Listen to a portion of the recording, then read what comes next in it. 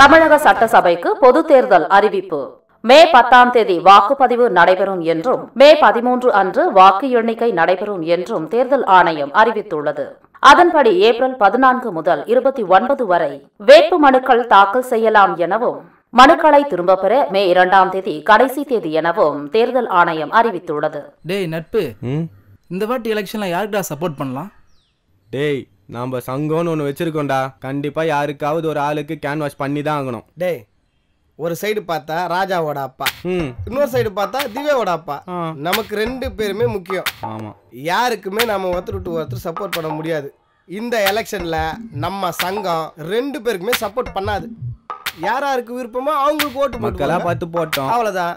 இதுதான் நம்ம சங்கத்தோட முடிவு.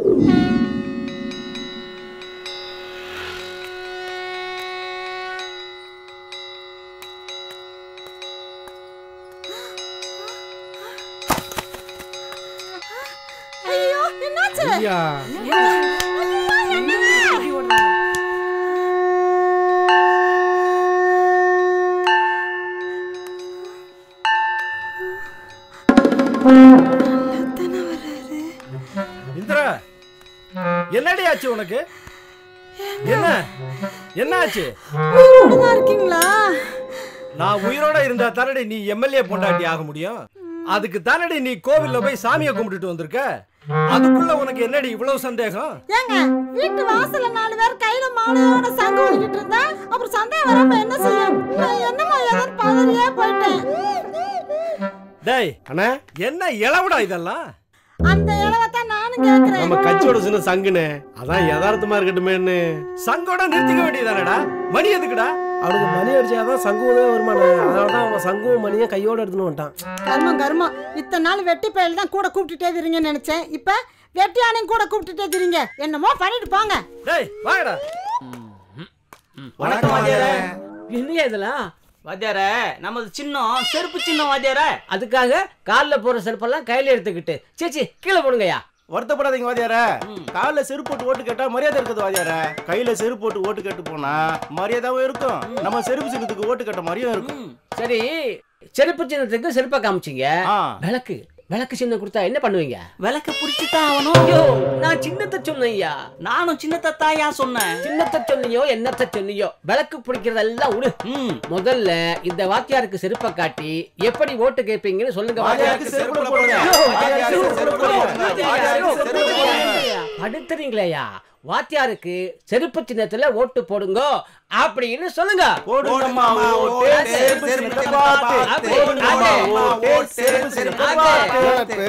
ராஜாக்கு போன் பண்ணியா?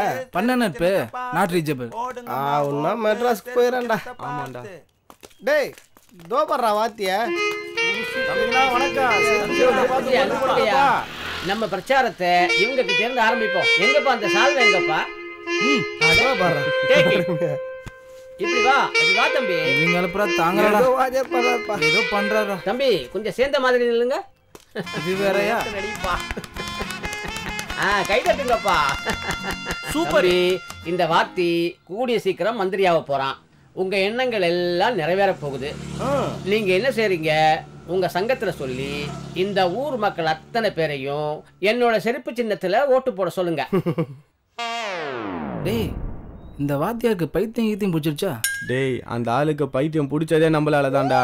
டேய் சும்மா சார், சுயேட்சா நிக்கிற நீங்க எப்படி சார் மந்திரியா முடியும்? இப்ப இருக்கிற நிலைமையில நாடும் நாட்டு மக்களும் ரொம்ப குழம்பி போயிருக்காங்க.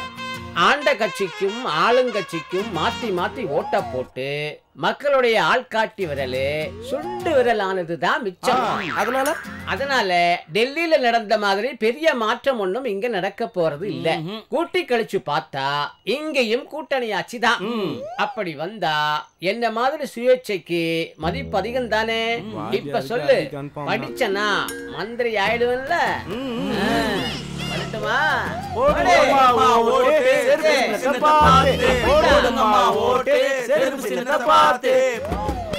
ஆனால் நட்பு, வாத்தியார் ரொம்ப தான் கனவு காண்ட.